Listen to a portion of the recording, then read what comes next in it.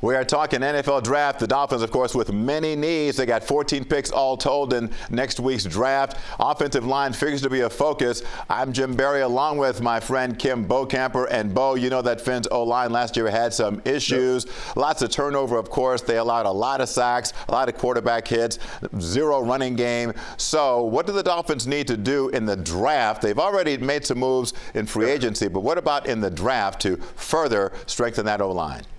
Well, they went out, as you said, in free agency. They went out in free agency. They got Ted Karras, a guy that will step in that center position. You still have Michael Dieter, who's coming into his second year. I would expect improvement from him. They also go and get Eric Flores, the former University of Miami Hurricane. So they feel to play that guard position.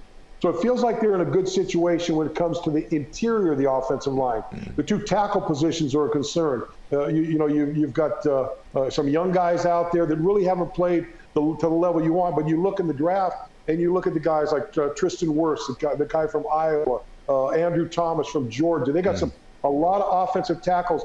They're expected to be 5 offensive tackles picked in the first round. Either one or two of them could really help solidify the Dolphins' offensive line. If they can come out in the first 2 rounds with 2 offensive tackles, I think that would set up that offensive line. It would give them protection for the quarterback, and it would give them an opportunity to run the football better, something that the Dolphins really need to do if they want to get their passing game going to the level that they want to get to where they're scoring 24, 27, 30 points a game, which seems like what it takes nowadays to win in the National Football League. It sure does. Well, let me ask you this kind of off-the-wall question. Tua, let's assume the Dolphins draft him. He's a lefty quarterback, which makes me think that at that point, maybe your right tackle needs to be better than your left tackle. No, I don't think there's any question about this. You got a left-handed quarterback. His blind side's going to be the right side. And, you're used to saying that left tackle's the guy. But if you got a left-handed quarterback, you got to start looking at the guys that have played both positions. And there's a number of guys that have played. Andrew Thomas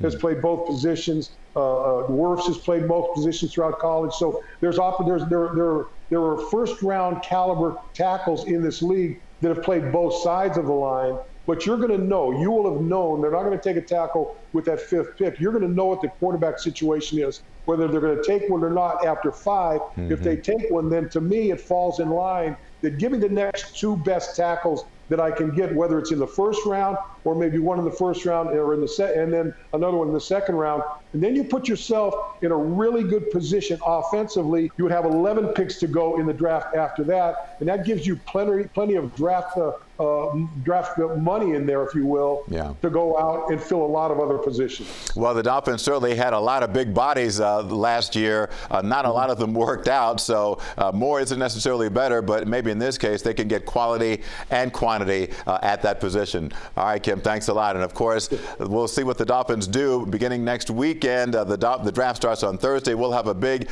Dolphin draft special, wrapping it all up for you on CBS 4 at 7 p.m.